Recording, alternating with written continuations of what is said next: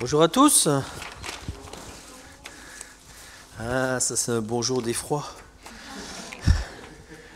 Ces derniers temps, je me dis, il fait trop froid à Toulouse, je vais retourner au Québec. On n'est pas fait pour le froid ici, non? Hein?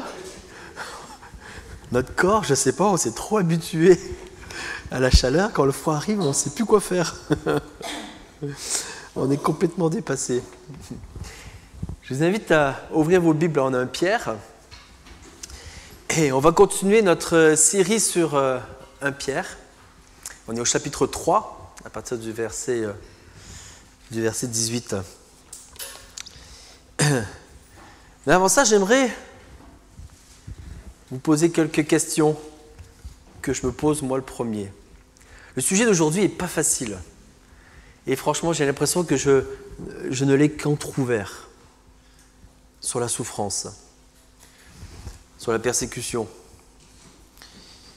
sur comment vivre comme Christ. Et c'est avec beaucoup d'humilité ce matin que je vais vous parler, tellement que je me sens petit. Vous savez, la prédication de l'Évangile a deux conséquences qui sont opposées pour les croyants. Une première conséquence, c'est l'opposition des hommes. Une deuxième conséquence, plutôt positive, c'est l'approbation de Dieu. Dans tout ce que nous faisons pour l'Évangile, pour l'avancement du royaume, voilà ce que nous rencontrons. Et Christ, lui, cherchait que la volonté de Dieu, c'est ce qu'on va lire ce matin. Mais j'aimerais vous poser une question. Est-ce que, comme moi, vous vivez les mêmes choses au travail?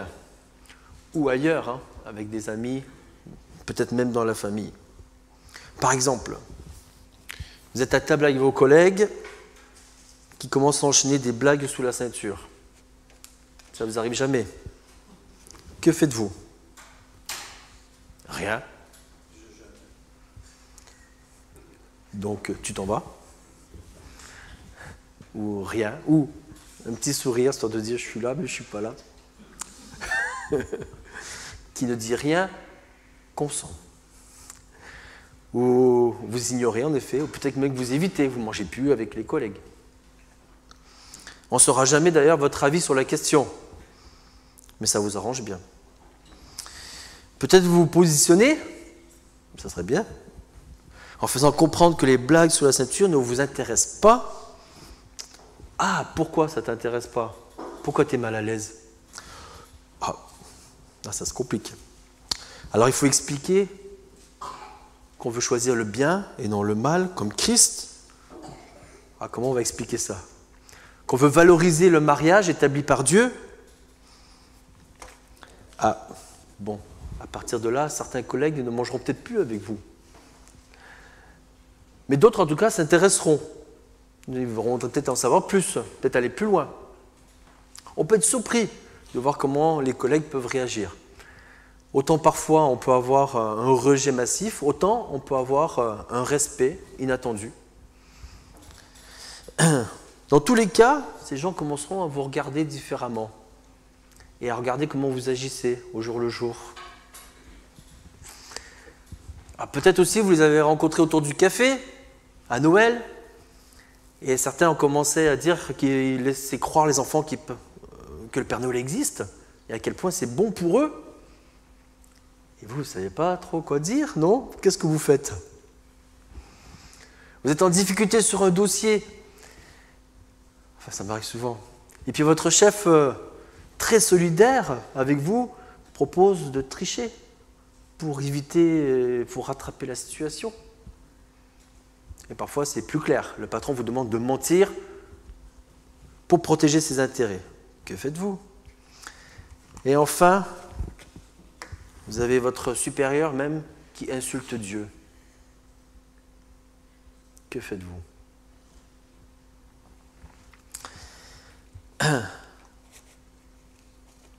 Certains diront que dans leur travail, on respecte leur foi tant qu'ils n'en parlent pas. Qu'est-ce qu'on va faire avec tout ça? Alors, dans l'épître de Pierre qu'on va voir aujourd'hui, on va voir que la persécution était sans commune mesure avec ce que nous vivons, il faut le reconnaître. Que prendre position pour Dieu était un défi, était un risque. risque d'être rejeté, risque de mettre sa personne en danger. Mais à l'époque comme aujourd'hui, on peut se poser les mêmes questions. Craignons-nous les hommes ou craignons-nous Dieu? Voulons-nous complaire, quelque part obéir, soumettre à la volonté de ce monde des hommes ou obéir à Dieu? Sommes-nous prêts à souffrir pour la bonne cause? Ou préférons-nous éviter de souffrir? Et le passage ici nous enseigne sur l'attitude à avoir dans la souffrance en prenant comme magnifique exemple celui de Christ. Parfait exemple. Et en tant que disciple de Christ, on ne doit pas être surpris de rencontrer la persécution, la souffrance. On ne doit pas être surpris de ces choses. On doit être fier de participer avec Christ à ces souffrances, de se positionner devant les hommes en rejetant le mal, en désirant le bien, en attendant cette gloire à venir qui nous est réservée. Voilà tout un programme. Et je vous invite tout de suite à lire, sans attendre, 1 Pierre, chapitre 3, à partir du verset 18. Christ aussi a souffert une fois pour les péchés, lui juste pour des injustes, afin de nous amener à Dieu. Il a été mis à mort quant à la chair et rendu vivant quant à l'esprit, dans lequel aussi il est allé prêcher aux esprits en prison, qui autrefois avaient été incrédules lorsque la patience de Dieu se prolongeait au jour de Noé pendant la construction de l'arche, dans laquelle un petit nombre de personnes, c'est-à-dire 8, furent sauvées à travers l'eau. Cette eau était une figure du baptême qui n'est pas la purification des souillures du corps, mais l'engagement d'une bonne conscience envers Dieu, et qui maintenant vous sauve, vous aussi, par la résurrection de Jésus-Christ. Et il est à la droite de Dieu, depuis qu'il est allé au ciel et que les anges, les autorités et les puissances lui ont été soumis. Ainsi donc, Christ ayant souffert dans la chair, vous aussi armez-vous de la même pensée, car celui qui a souffert dans la chair en a fini avec le péché, afin de vivre non plus selon les convoitises des hommes, mais selon la volonté de Dieu, pendant le temps qui lui reste à vivre dans la chair. C'est assez en effet d'avoir dans le temps passé accompli la volonté des païens en marchant dans le dérèglement, les convoitises, l'ivrognerie, les orgies et les idolâtries criminelles. Aussi trouve-t-il étrange que vous ne vous précipitiez pas avec eux dans le même débordement de débauche, et même ils vous calomnient. Ils rendront compte à celui qui est prêt à juger les vivants et les morts. Car l'évangile fut aussi annoncé aux morts, afin qu'après avoir été jugés comme les hommes dans la chair, ils vivent selon Dieu par l'Esprit. Le passage n'est pas facile à comprendre. En première lecture, vous vous dites, mais qu'est-ce qu'il raconte? On va essayer de le simplifier ensemble. La semaine dernière, on a étudié que Pierre conseille aux chrétiens de garder une conscience pure. Une conscience pure lorsqu'ils sont aux prises avec l'injustice. Et là, on est encouragé, à travers des cas concrets, à conserver cette conscience pure. On est encouragé, exhorté à endurer la souffrance qui est finalement inévitable, qu'on ne peut pas éviter, ça veut dire la même chose, avec un courage semblable à Christ. Christ, on revient sur le premier verset. Hop. On va voir deux grandes parties. La première qui est assez naturelle, Christ, notre modèle à suivre dans la souffrance. Et deuxième partie, nous croyants, comment sommes-nous prêts à souffrir comme Christ? Christ a souffert pour la justice. Christ a souffert pour notre salut. C'est ce qu'on lit. Au verset 18, « Christ aussi a souffert une fois pour les péchés, lui juste pour les injustes, afin de nous amener à Dieu. Il a été mis à mort quant à la chair et rendu vivant quant à l'esprit. » Ce premier verset, qui résume très bien le cœur de Christ pour les hommes et son œuvre à la croix, c'est un très bon résumé. On peut lire 6 caractéristiques de la souffrance.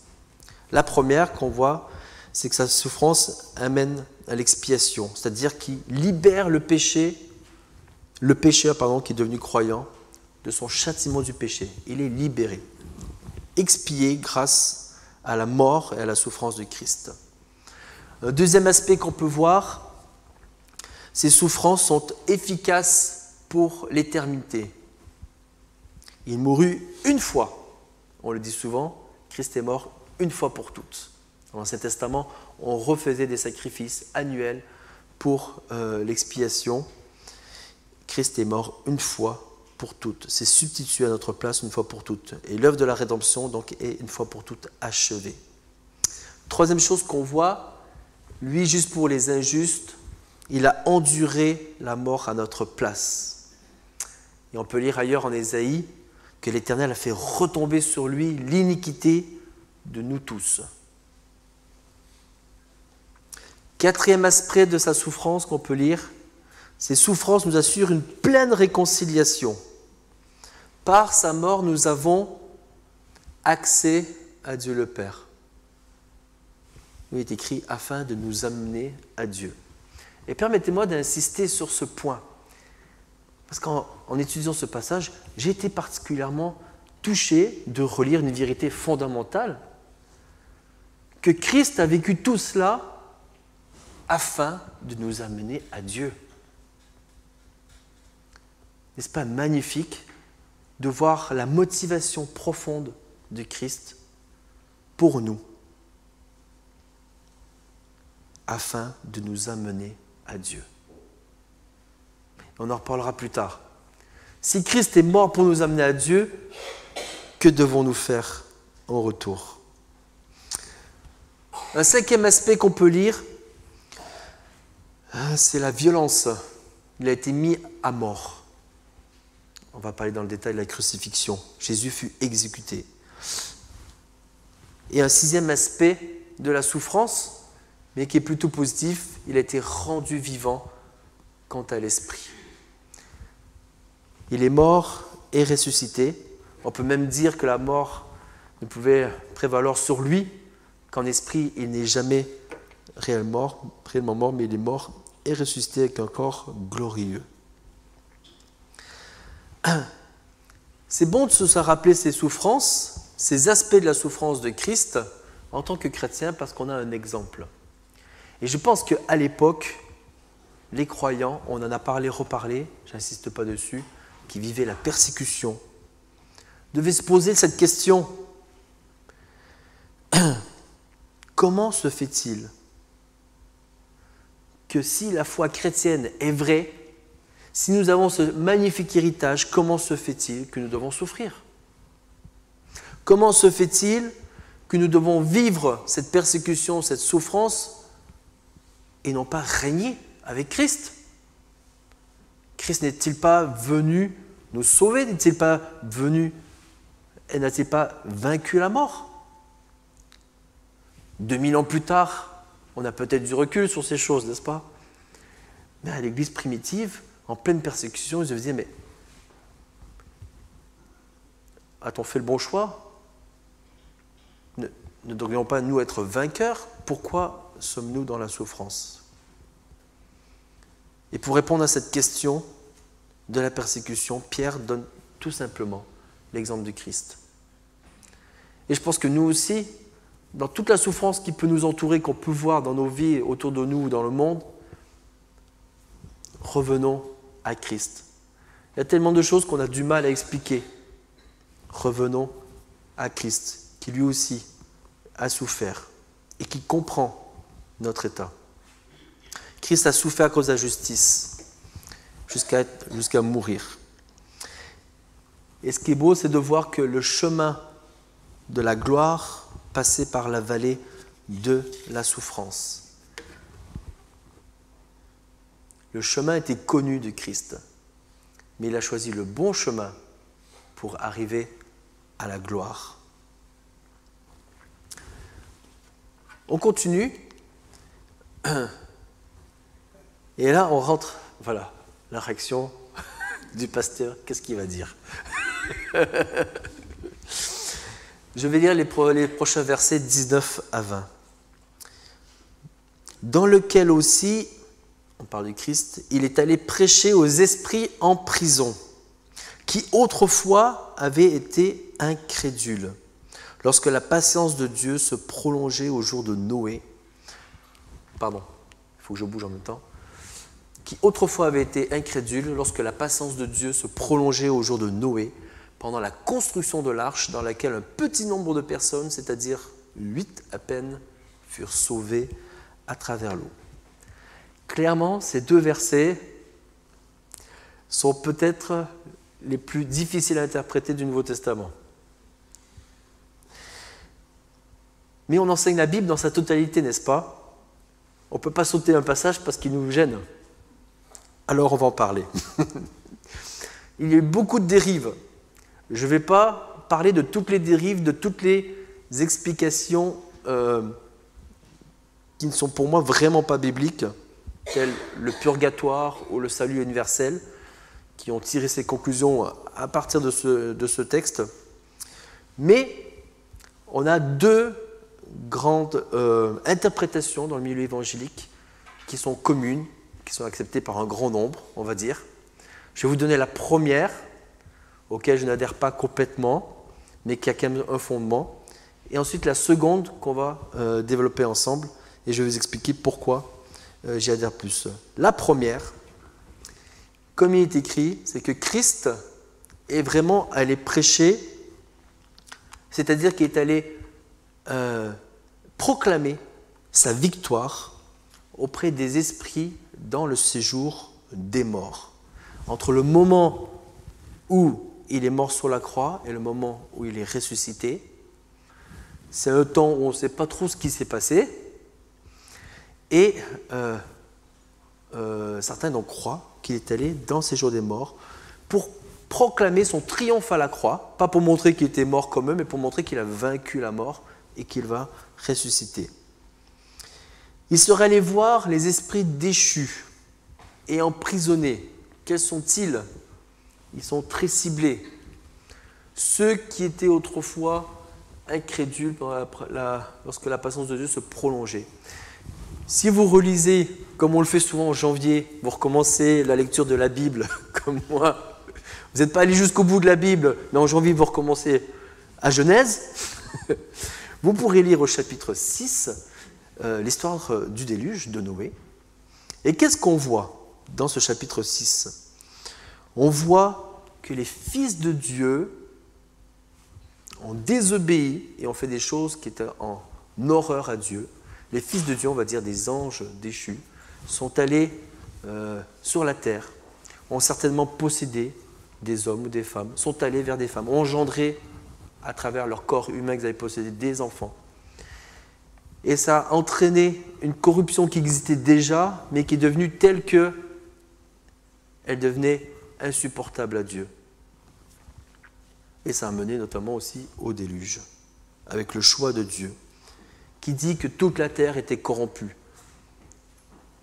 Plus aucune chair ne faisait le bien et ne désirait le bien, excepté Noé.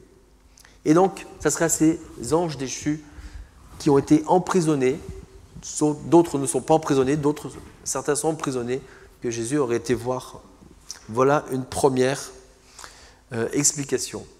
Je m'arrête là et je n'irai pas plus loin dans le détail de cette interprétation. Et la deuxième interprétation, davantage liée, il me semble, au contexte du passage, selon celle-ci, Pierre décrit ce qui s'est produit donc, à l'époque de Noé. C'est-à-dire qu'à l'époque de Noé, l'Esprit de Christ, par Noé, a proclamé la repentance, appelé les hommes à se repentir, à se détourner de leur voie. car le déluge allait arriver. Ça a duré 120 ans. 120 ans où Dieu, dans toute sa patience, à travers Noé, a continué à dire « Repentez-vous, repentez-vous, la terre va être détruite. » Pas un seul s'est repenti. Merci. Pas un seul, excepté Noé, ses fils et leurs femmes. L'Esprit de Christ prêchait à la génération incrédule. Et donc à cette époque, il n'y avait pas d'esprit sans corps. Et donc on s'adresse plutôt à ceux qui sont maintenant morts. Donc Christ s'adressait à travers Noé. L'Esprit de Dieu, à travers Noé, s'adressait aux hommes et femmes qui étaient vivants du temps de Noé et qui furent tous détruits par le déluge.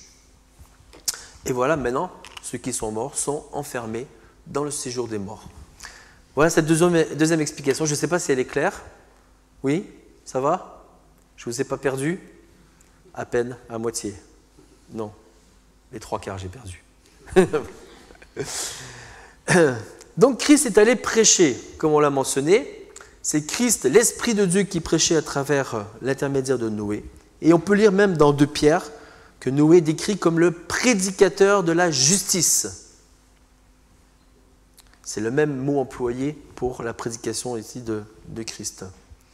Pendant 120 ans, le prédicateur fidèle qui était Noé a averti les hommes autour de lui que Dieu allait détruire le monde par l'eau. Qu'est-ce qu'il a eu en remerciement? On l'a moqué, on l'a injurié, on l'a rejeté pendant 120 ans. C'est long quand même, hein?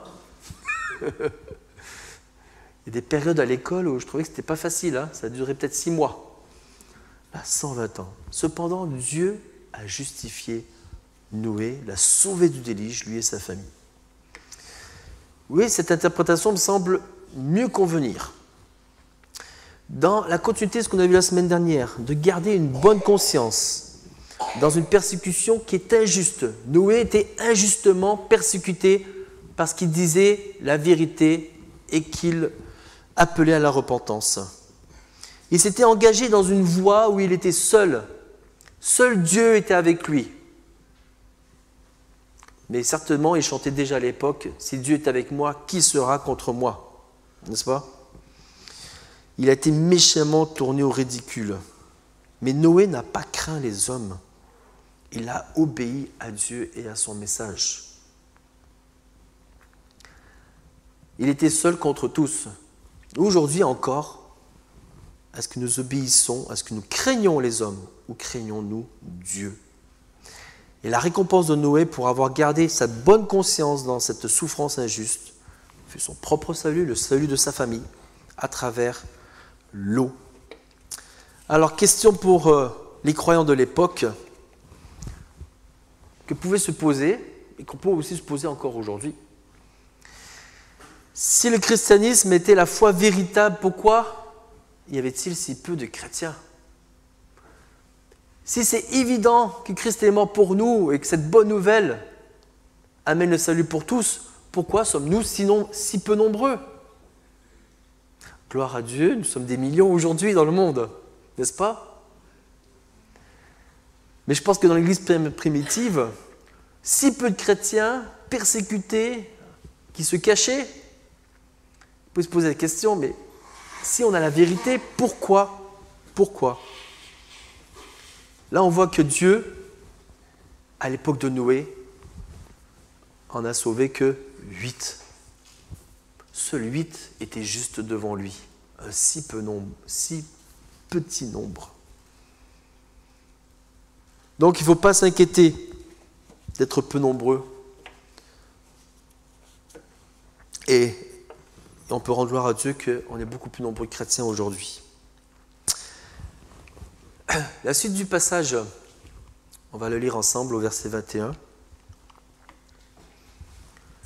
Cette eau est une figure du baptême qui n'est pas la purification des souillures du corps, mais l'engagement d'une bonne conscience envers Dieu et qui maintenant vous sauve, vous aussi, par la résurrection de Christ.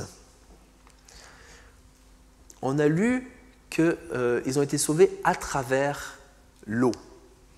Alors c'est le moment de s'attendre un peu plus sur ce sujet, d'à travers l'eau. L'eau, ici, dans le déluge, ne représente pas le sauveur. Parce que là, on a une image, une comparaison entre le déluge et le baptême. L'eau ne représente pas le sauveur. L'eau représente le jugement. À travers, Dieu a sauvé Noé et sa famille. Pour bien comprendre aussi l'allusion entre Christ et Noé, il faut se rappeler cette affirmation, cette symbolique de l'arche de Noé. Que représente cette arche de Noé pour vous? Le salut. Christ, cette arche de Noé,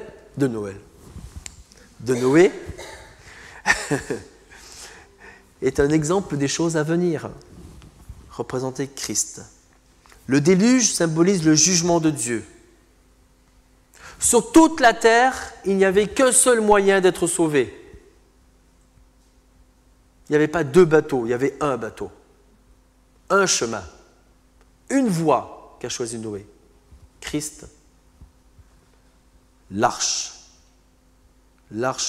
que Dieu a demandée.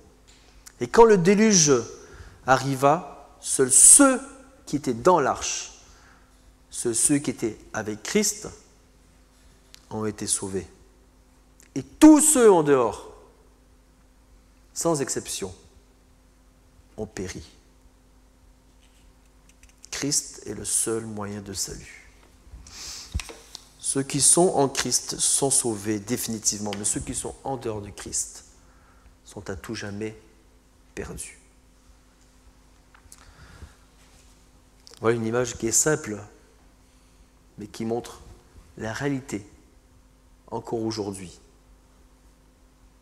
L'eau n'est pas le moyen de salut, puisque tous ceux qui étaient dedans périrent. L'arche traversa l'eau du jugement. Elle prit l'orage de plein fouet. Ça devait secouer quand même là-dedans.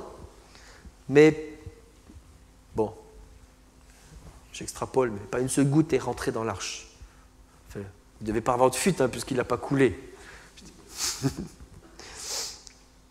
De la même façon, Christ a porté la fureur du jugement de Dieu contre nos péchés. Dieu a protégé l'arche dans laquelle était réfugié Noé. De même, Dieu protège ses enfants, nous regarde à travers Christ. Pour nous, qui appartenons à Christ, il n'y a plus de jugement. Ils étaient entourés d'eau, entourés de la colère de Dieu. Mais à travers l'arche, ils étaient en toute sécurité. Et de la même façon, avec Jésus-Christ, nous sommes menés à bon port, malgré la tempête qui nous entoure dans ce monde. Alors quand on fait l'allusion entre le baptême et le déluge, il faut faire attention sur les mots qu'on utilise. Le baptême montre davantage la rupture complète entre la vie passée et nouvelle. Toutes choses sont devenues nouvelles. Le baptême rappelle ici que, bon, vous savez, dans l'Ancien Testament, il y avait des rites. On se lavait les mains, on se lavait le visage, on pouvait laver le corps. Et comme est écrit, ce n'est pas la purification des souillures du corps, mais c'est l'engagement d'une bonne conscience envers Dieu. C'est-à-dire que vous pouvez laver votre corps autant que vous voulez, ça ne va pas purifier votre cœur du péché, n'est-ce pas? Ce n'est pas le baptême qui sauve, mais le baptême en obéissance à Christ, au commandement, c'est l'engagement d'une bonne conscience envers Dieu. C'est décider, c'est la volonté de dire, moi je vais avancer, je vais me positionner publiquement et j'ai bonne conscience devant Dieu d'agir ainsi.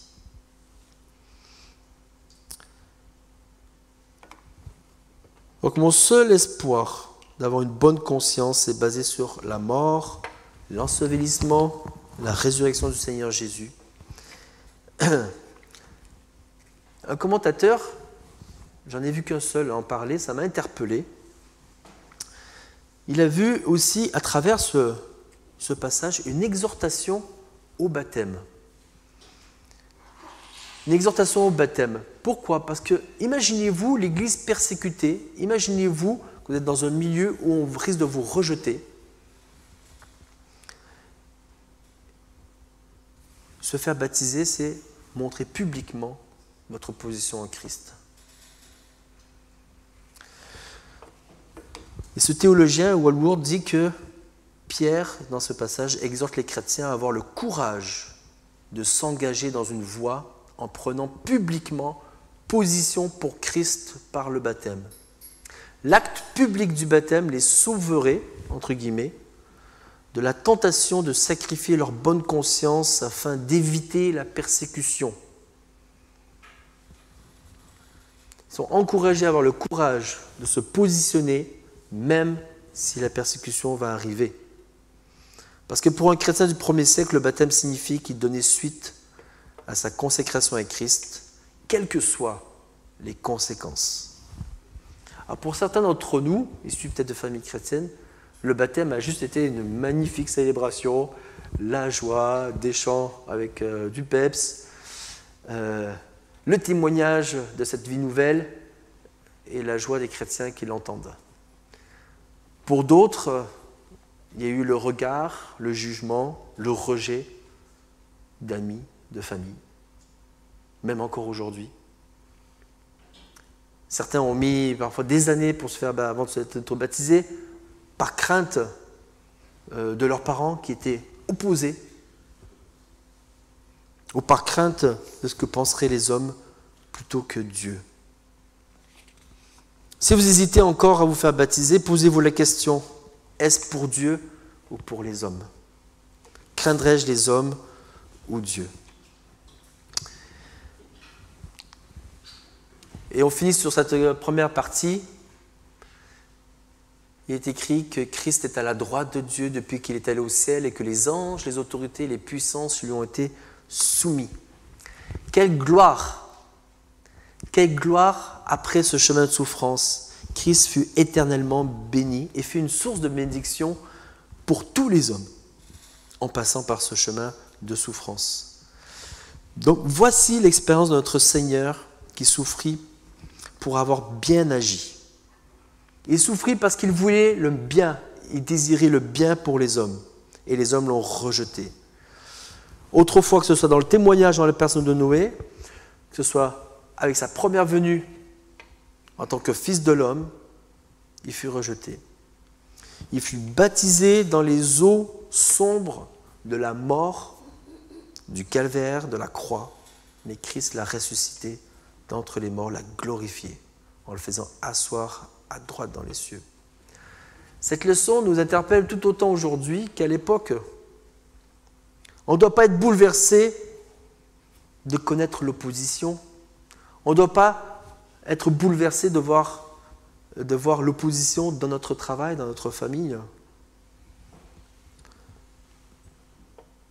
Devons-nous être surpris d'avoir un traitement différent de celui de Christ?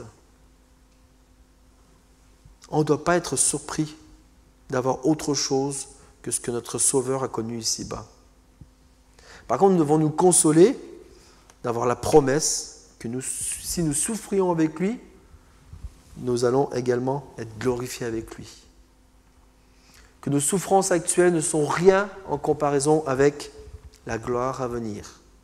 Et que nos afflictions, comme est écrit en 2 Corinthiens, sont légères et momentanées comparées à la gloire qui est éternelle et au-delà de tout ce que nous pouvons imaginer.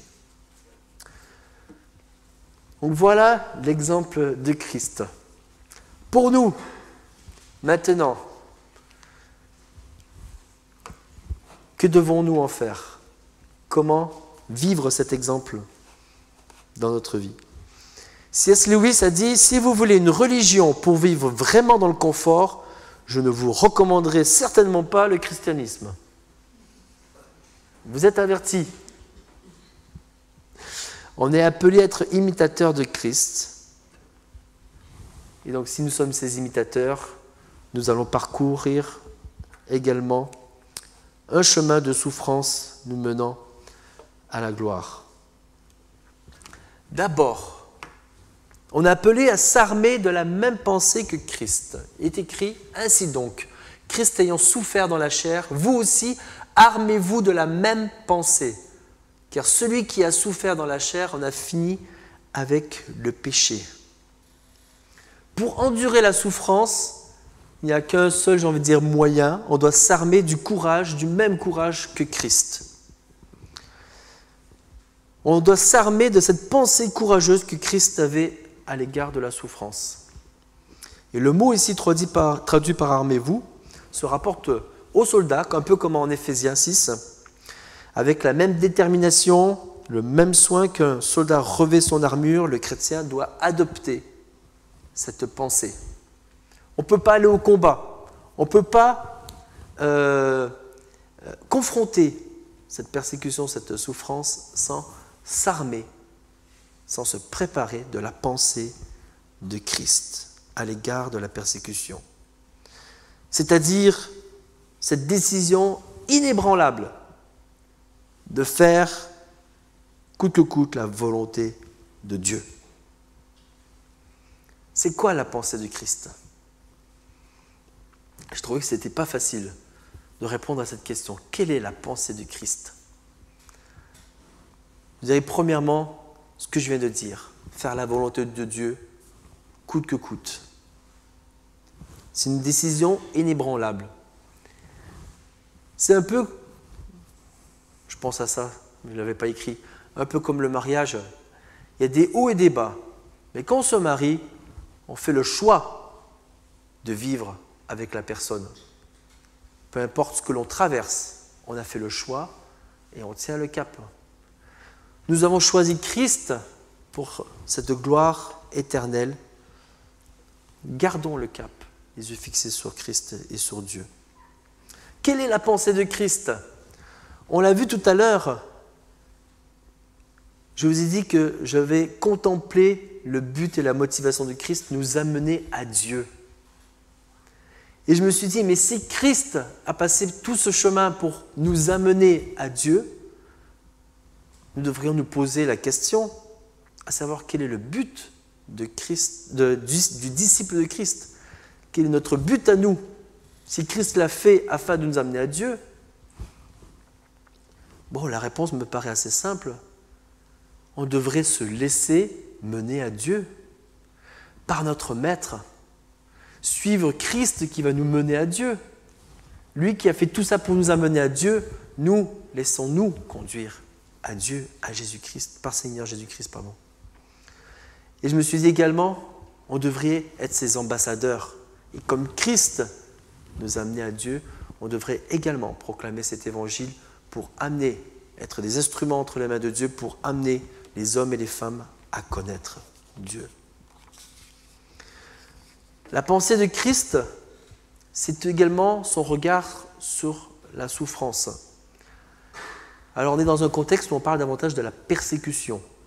Mais c'est également, la souffrance, c'est également mourir, parce que ça fait mal de mourir, je vous le déconseille, mourir à soi-même. C'est rejeter le péché, rejeter tout ce qui est mal, mourir à soi-même. Mais c'est également, comme Christ l'a fait, choisir de souffrir plutôt que de pécher. Choisir de souffrir plutôt que de ne pas accomplir la volonté de Dieu. Choisir d'être rejeté plutôt que de désobéir à Dieu. Craindre Dieu plutôt que de craindre les hommes. Voilà la pensée de Christ.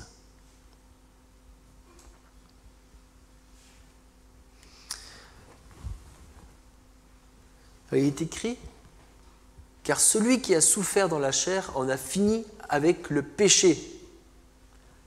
Et là je me suis dit, mince, pourquoi je ne me sens pas concerné ? Celui qui a souffert dans la chair en a fini avec le péché. Non, quand un chrétien choisit délibérément, quand il choisit plutôt de souffrir que de pécher, quand il choisit plutôt de la persécution plutôt qu'une vie de péché, il en a fini avec le péché. Ça signifie qu'il ne commettra plus ça ne signifie pas qu'il ne commettra plus de péché, mais ça signifie qu'il a le pouvoir de dire non au péché. Que le péché a été brisé dans sa vie, car il a choisi de mourir à lui-même plutôt que de pécher.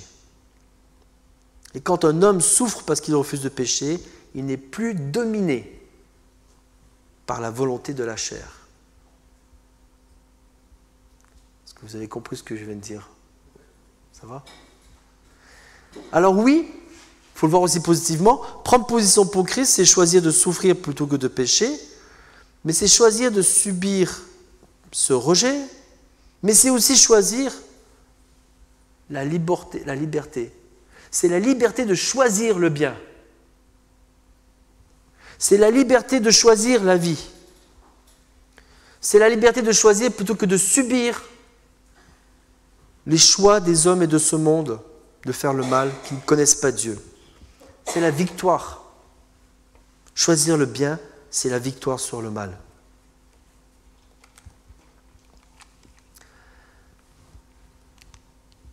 Le passage continue, afin de vivre non plus selon les convoitises des hommes, mais selon la volonté de Dieu, pendant le temps qui lui reste à vivre dans la chair. C'est assez, en effet, d'avoir dans le temps passé accompli la volonté des païens en marchant dans leur dérèglement, les convoitises, l'ivrognerie, les orgies, les idolâtries criminelles. Le disciple de Christ, on a dit qu'il était courageux. Il prend la décision inébranlable de faire la volonté de Dieu. Et donc, il rejette le péché. Il n'en veut pas. Il ne veut même pas en entendre parler. Les péchés ici qui sont mentionnés, qui reflètent bien la société d'aujourd'hui, ce sont des péchés plutôt sexuels. On a de la boisson, on a de l'idolâtrie, de la fausse religion. C'est incroyable de se dire que les mêmes péchés étaient à l'époque de Noé, les mêmes péchés à l'époque de Jésus, et les mêmes péchés, on les retrouve encore aujourd'hui. Quand on dit que la Bible n'est pas d'actualité, non, elle a pleinement sa place. Le dérèglement, c'est la recherche du plaisir, dans le domaine surtout de l'immoralité sexuelle. Les convoitises, souvent, c'est l'appétit illégitime de toutes sortes, et souvent dans le péché sexuel également. L'ivrognerie, l'excès de boissons alcoolisées. Les orgies, les festivités, les réunions tapageuses nocturnes, en lien aussi avec le dérèglement. Et les idolâtries criminelles, c'est l'adoration d'idoles, avec toute l'immoralité qui accompagne ce genre d'adoration. Et Dieu sait que, même si on n'utilise pas le mot idole, il y a énormément d'idoles dans ce monde. Le chrétien qui a adopté la pensée de Christ se regarde comme mort au péché. Il vit le reste donc de sa vie, non plus selon les convoitises qui est écrit de ce monde, mais selon la volonté de Dieu. Alors c'est facile à dire, hein, c'est plus difficile à faire. Moi, ma technique, je ne sais pas quelle est la vôtre. Quand je suis tenté, j'essaie, par la grâce de Dieu, de recentrer mes pensées sur Christ. Quand je suis tenté, que je ne sais plus quoi faire, pour X raisons, hein, pas forcément une mauvaise pensée immorale ou autre tentation, j'ouvre la Bible, peu importe où je suis, je garde les yeux fixés sur Christ. Quand je suis tenté, je mets de la musique, je mets de la louange. Qu'est-ce que vous faites quand vous êtes tenté? Quand j'écoute les louanges de Dieu, quand je chante ce que Christ a fait par grâce et m'a sauvé, c'est bizarre, mes tentations, mes envies qui n'étaient pas celles selon la volonté de Dieu, elles s'en vont. Devant la beauté de l'œuvre de Christ à la croix, le péché ne peut pas tenir. Bon, après, il faut réussir à, entre guillemets, se faire violence et à garder les yeux, fixer les yeux sur Christ pour rejeter ce péché. Parce que j'ai choisi la vie, j'ai choisi Christ. Et vous, qu'est-ce que vous faites pour rejeter le péché dans votre vie? J'ai l'impression que je suis seul là à avoir ce genre de problème.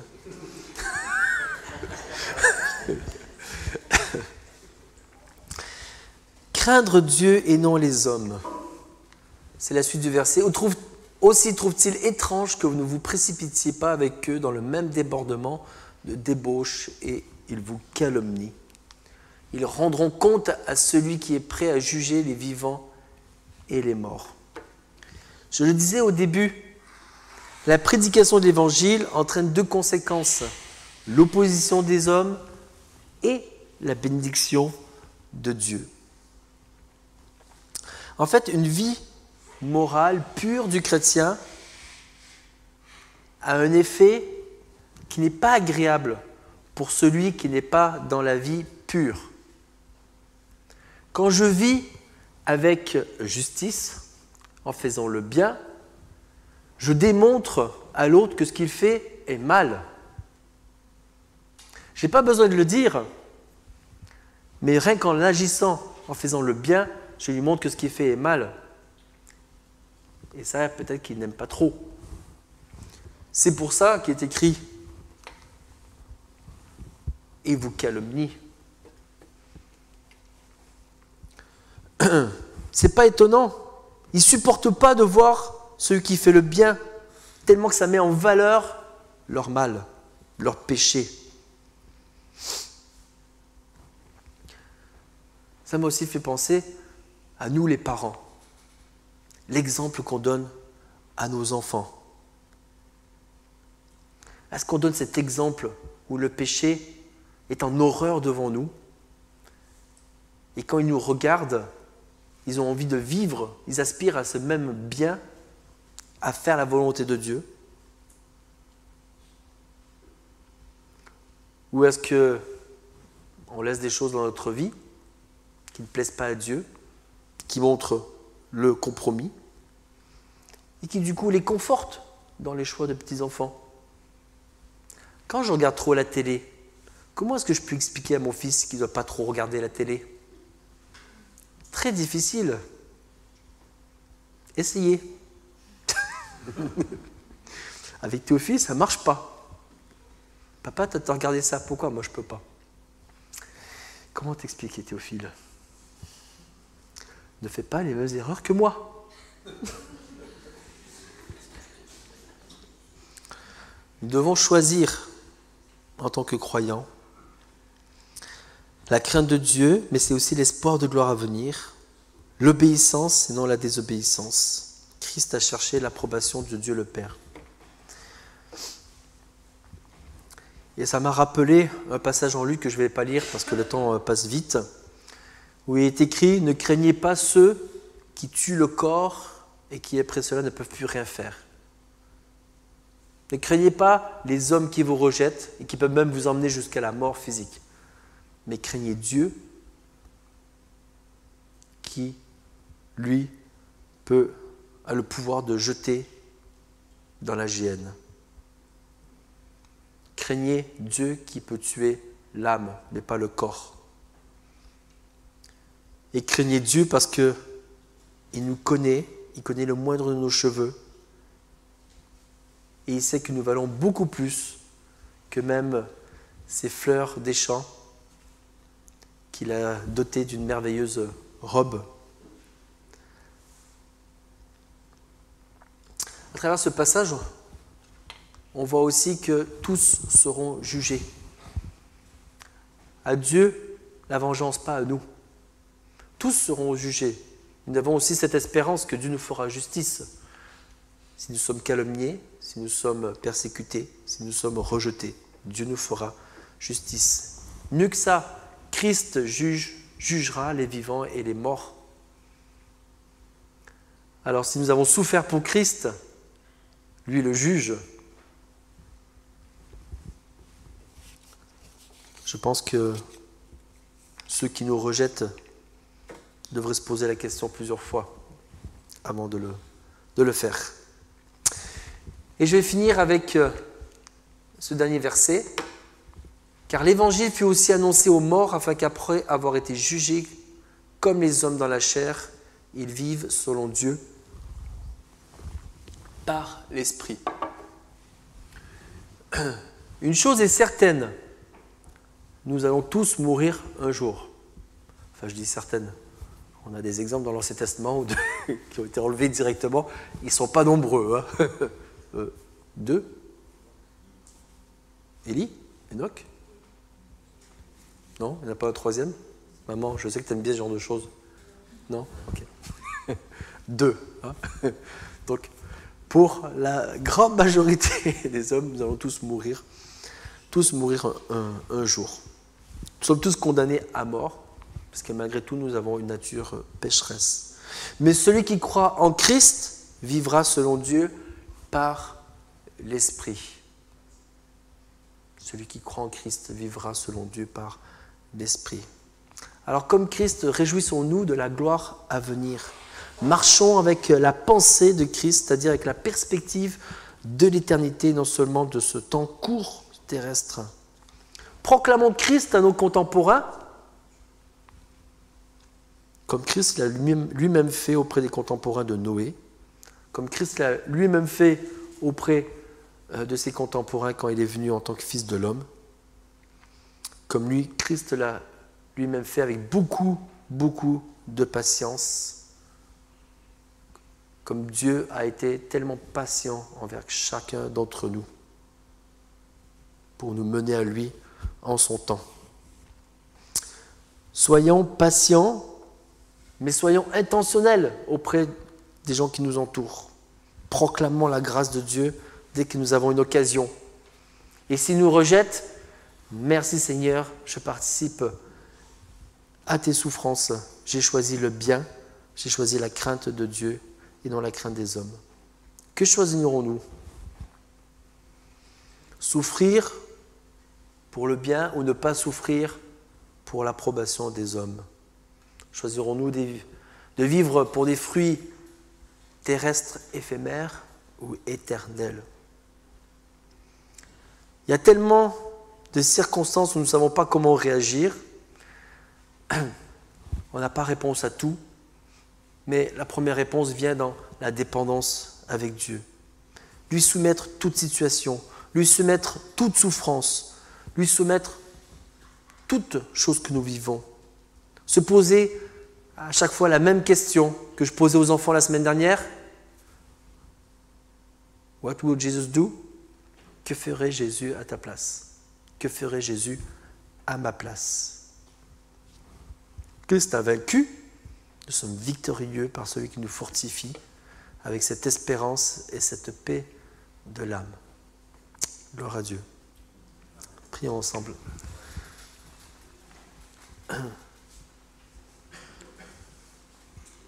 Père éternel, nous ne pouvons comprendre la souffrance de Christ, lui qui était auprès du Père et qui s'est humilié et venu sur terre. Ce que nous savons en tout cas, c'est qu'il est venu pour nous emmener à toi, pour nous sauver. Nous sommes tellement reconnaissants.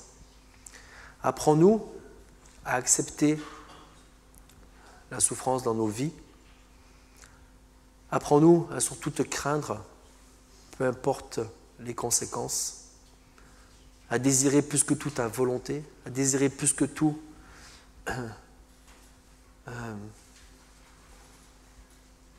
t'obéir. Seigneur, remplis-nous de ta personne afin que nous puissions voir comme Christ, vivre comme Christ. Amen.